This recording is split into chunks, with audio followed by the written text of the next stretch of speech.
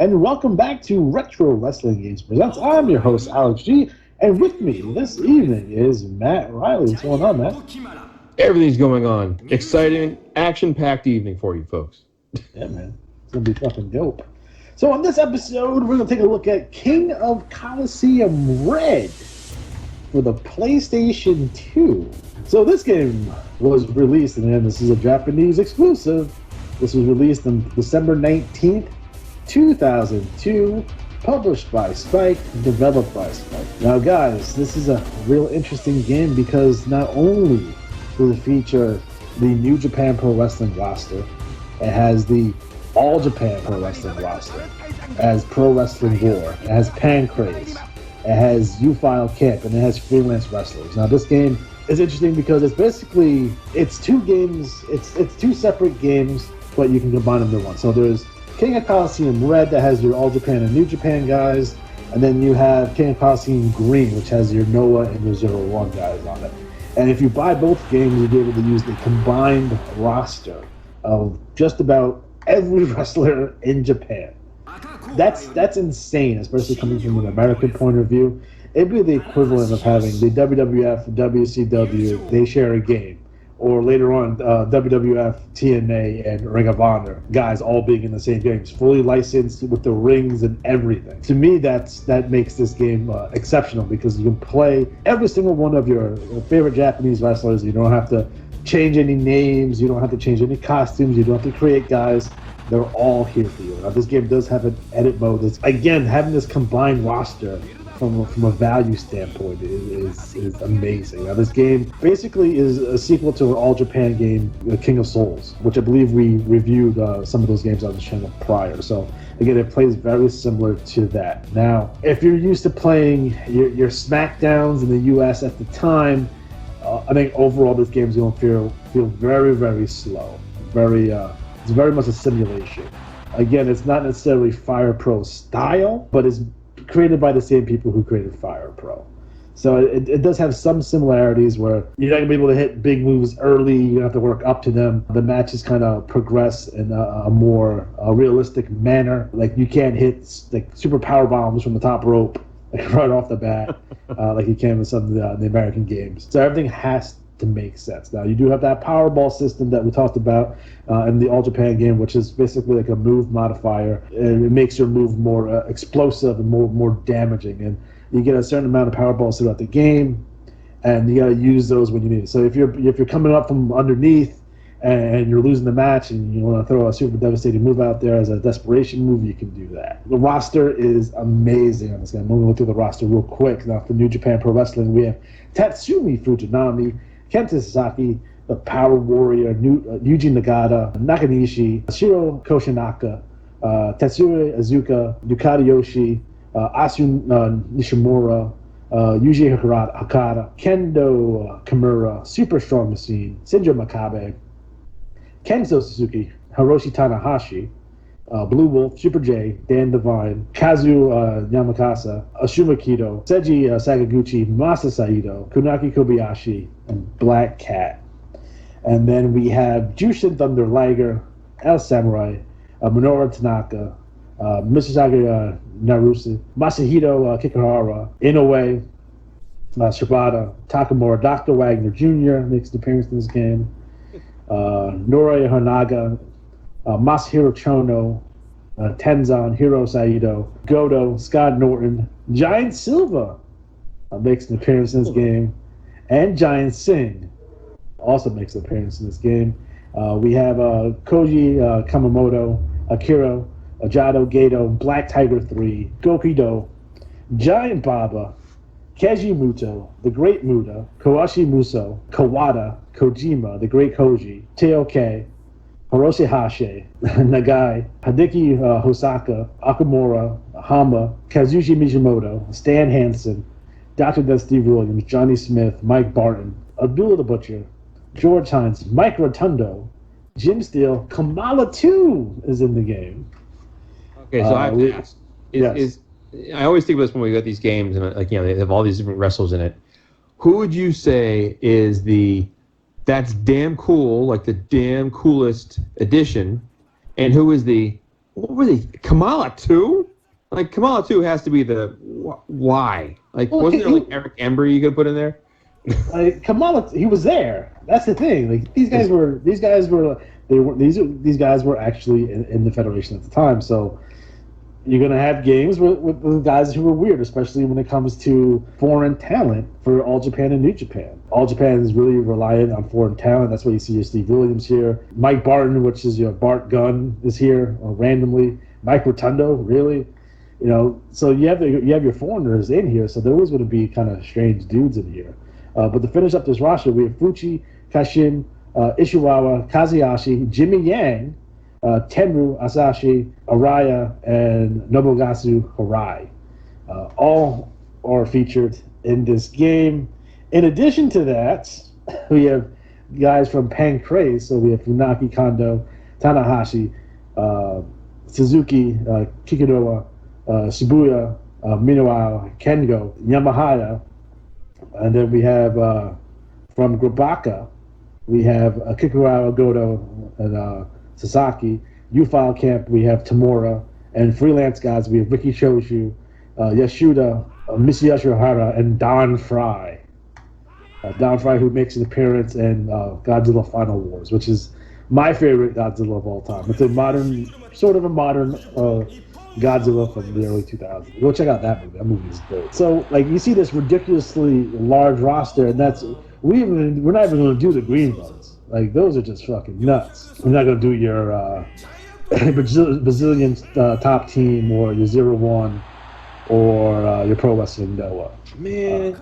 But the roster is probably one of the largest, at the time, one of the largest roster of wrestlers that you can get in one wrestling game. So it gives you a lot of value here. In terms of guys. And now it makes sense why they have two games. I mean, the licensing agreement on that has to be, ridiculously expensive. So you're like, hey, listen, we're gonna have to make 2 games and get your $120 instead of your $60 because we have so many wrestlers in this game. So it kind of makes sense. And if you want you don't need, you can play these games by themselves. That's fine, no issues, right? But if you want the full experience, and you want the entire roster, you're going to have to buy 2 games. So, like, I don't know if that necessarily worked in the United States. People probably be pissed about that. But we see that today with your DLCs and all the other shit. So if you want the complete game, the game's going to cost you upwards of $120, even for a modern game today with all the DLCs and the extra packs and stuff. But in reality, you can play these games kind of by themselves anyway. So again, no issues there. Now, in terms of graphics are great. Graphics is on par with anything that's out there in 2003. So no issues there. The sound is really good. I think the only thing that kind of hurts it, again, from an American point of view, is that it doesn't play like American games. And if you know that going in, you're not going to have an issue. If you don't, you're going to have a problem. If you think it's going to play like SmackDown, you're going to have an issue. If you like All Japan's King Souls, like, again, it's based on King Souls, so if you've already played King Souls already, then you know exactly what to expect in this particular game. Okay, so the different match rules you can play as you have your basic wrestling match. You have your shoot fight, you have your Valley Tudo, you have your Pancrase style match, and you have your freestyle, which doesn't seem to be any different than a basic wrestling match. Now, the different modes they have in this game, you have your trial mode, which is a one-player single mode. You have your one-night match, which is exhibition matches only. You have your title matches, where you can defend titles that you earn. You have your series mode, which is special events. You have your battle royal. You have your 5-on-5 elimination. Obviously, you can do your edits, and you can edit all your guys. Now, trial mode, I think it's interesting here because each one of the particular federations has its little story. So there's 3 different scenarios with New Japan, All Japan, and Valley Tudo, and then there's also a 4th one. Best of the juniors, when either the All Japan or New Japan scenario is completed. So once you go through that, you basically wrestle through that organization. You do the little story. You finish the game, and then you can move on to the next federation, which is really cool. It gives it a lot of replay value. Again, the game is really deep. I mean, again, like you have to train your wrestler, and then you have to go to the gym, and you got to train to boost your stats so you can take on a higher level opponents. And that's that's something we don't necessarily see in games during this time frame. It's in modern games you do see that a little bit more. Again, when you have career modes like your NXT and your WWE 2K games, so you see that a little bit more today. But back then, it's not something you necessarily would see all that often. Again, the American games would be more of arcadey style overall. The game is relatively deep. Surprisingly deep, especially for the time frame that it came out. So, Matt, what are your thoughts on this game? Well, like you said, the look of it's very, very aesthetically pleasing, and it really is neat to have all those options for different characters. When it comes to, not having to have there's let's say 20 wrestlers in just one game. But I'm sure you're right. The cost of licensing was probably a real detriment. But I do think it's as far as it looks pretty good. The play. Again, it didn't look super duper, but I was curious. One thing I noticed that's come a long way is the audio. Did you notice how the audio was compared to other games at the time? The audio felt a lot better. Again, depending on how you play this. Now, if you're playing this on an old school TV, it's not going to sound great. If you're going to be one of those guys who's going to use the optical cable to hook up your Japanese PlayStation 2 to a soundbar, you'll get a real deep sound. The sound quality is definitely, I would say, I gotta be honest, I think it's superior than the SmackDown games that were out this time, for sure, 100%. The sound seemed really deep, especially if you're playing on headphones. So you get that kind of, if you're gonna play this game, if you're an audiophile and you're interested in how this game sounds, I don't think the YouTube videos necessarily do it justice. It's something that you really have to get down and really kind of tinker with the settings on your PlayStation 2 and really kind of get it on your soundbar or your speaker setup to really get that really deep sound on it. Well, the reason I think overall it's good. The reason I brought it up is I've been doing a lot of editing in the WWE 2K19, and it's the audio songs like this. There's like a song by, Post Malone, and I'm like, oh, I know a Post Malone song, but just how far the music has come in the game, not just speaking in a sense of just the entrance music, but it's overall the sound and audio quality. Well, that's a big thing that I think 2K brought to the table, where they're getting, they always have like you're trapped, on there, and like Limp Bizkit makes a couple of appearances on a couple of WWE games prior, but I think modern WWE games are really going for the licensed music, kind of It's kind of the same way that NBA 2K does it. It's always like curated by Jay-Z, who picked the songs for this game, or like I think The Rock picked the songs for one game or something like that, if I'm not mistaken. But I could be wrong on that. But that's a big selling point for a lot of the 2K games. No matter what genre it is, would it be their baseball game or their basketball game. Madden too. Madden will have licensed music on it as well. So. Again, I think they felt a lot of people were listening to music while they were playing the game, so let's put the music in game. Now, the only thing that stinks about modern consoles, for the most part, is that back in the PlayStation 3 era, you can import your own music. So there's times where I'm playing like Xbox 360 game, like I'm playing WWE 14, and I could create a wrestler and then import their actual theme music that I find somewhere, regardless of what it is, and some of it's licensed and some of it's not, and I can have them come out to that particular music. So I could have Taz come out to War Machine. I could have Road Warriors come out to Iron Man.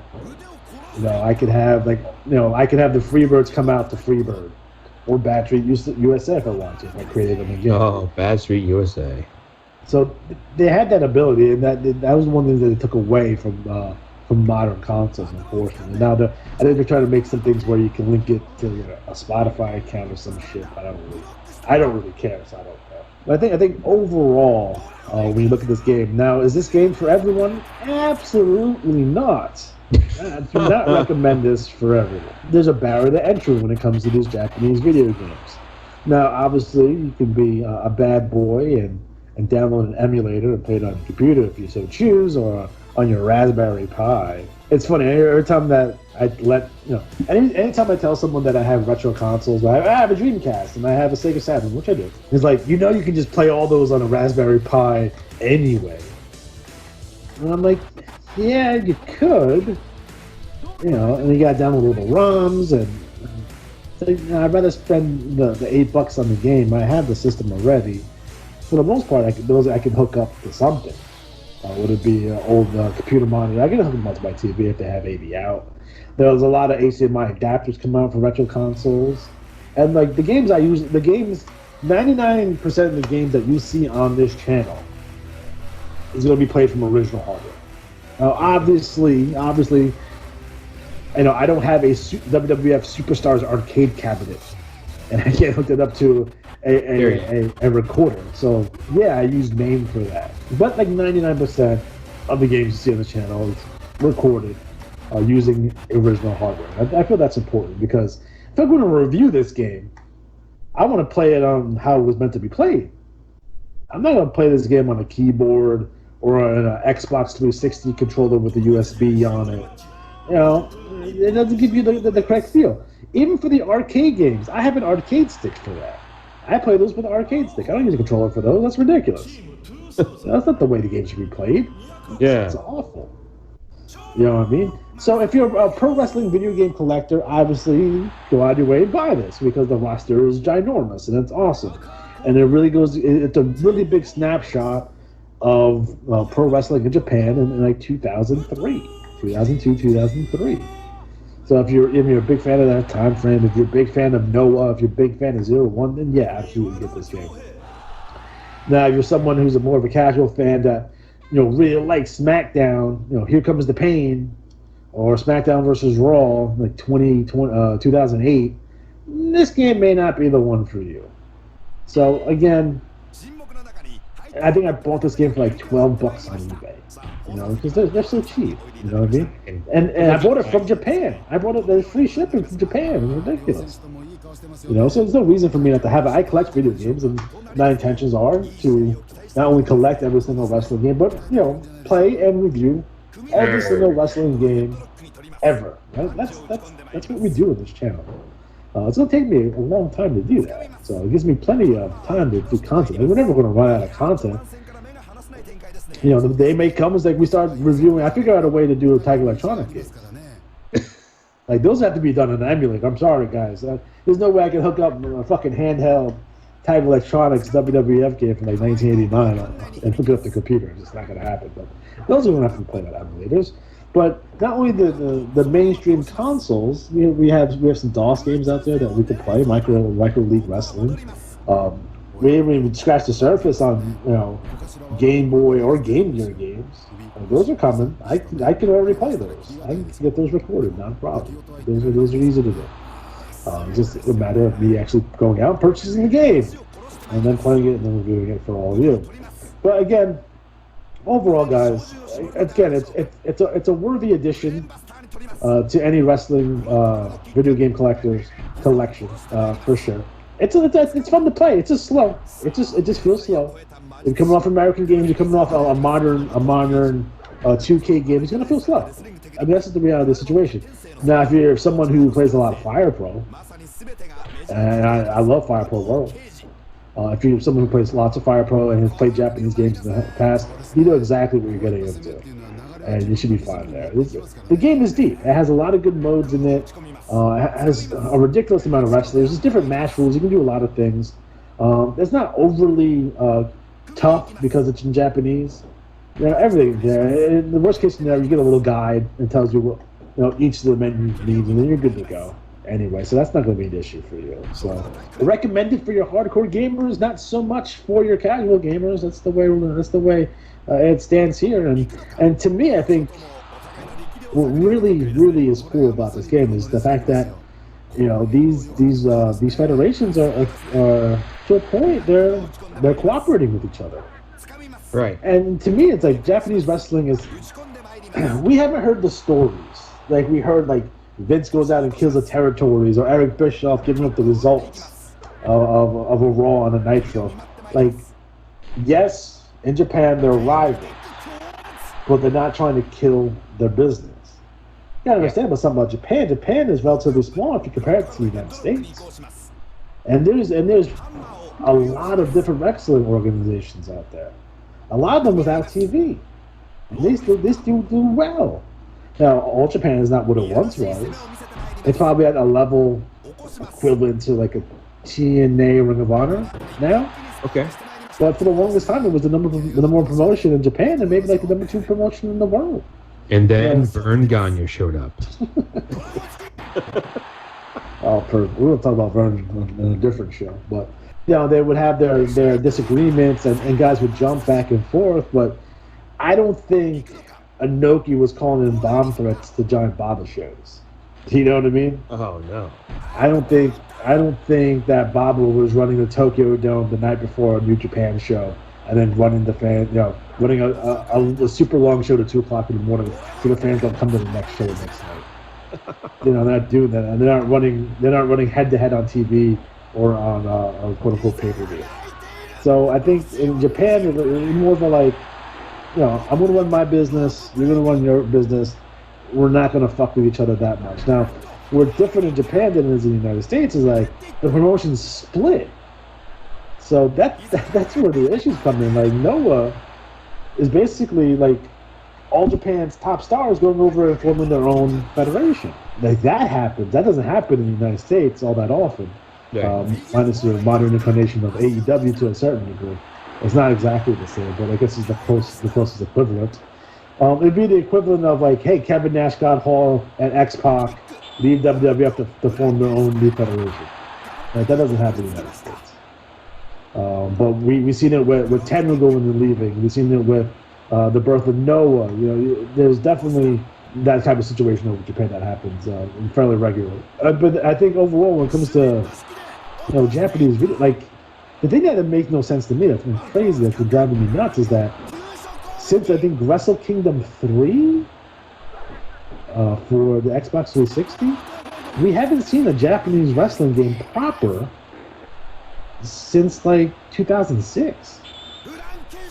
Now a lot of people say, what about New Japan World? It's not licensed by New Japan Pro Wrestling. Yeah, but I believe that game was already in development by the time New Japan jumped on board, and Fire Pro is a legacy series that's been going on since, the late 80s. So it wasn't like New Japan created their own game, All Japan has their own game like it used to back in the day. That's not happened in a while. And the people who owned New Japan for the longest time was Utes. And Utes produced WWF video games. They're not producing New Japan games. And no one ever talks about that. So the video game developer that developed WWF games owned New Japan Pro Wrestling. And we're not producing New Japan Pro Wrestling video games. It's so weird to me. I don't think anyone's asked that question, and I don't think we've even received any answer. So, guys, if you know why you stopped making New Japan games at a certain point, when they owned them, they don't own them anymore.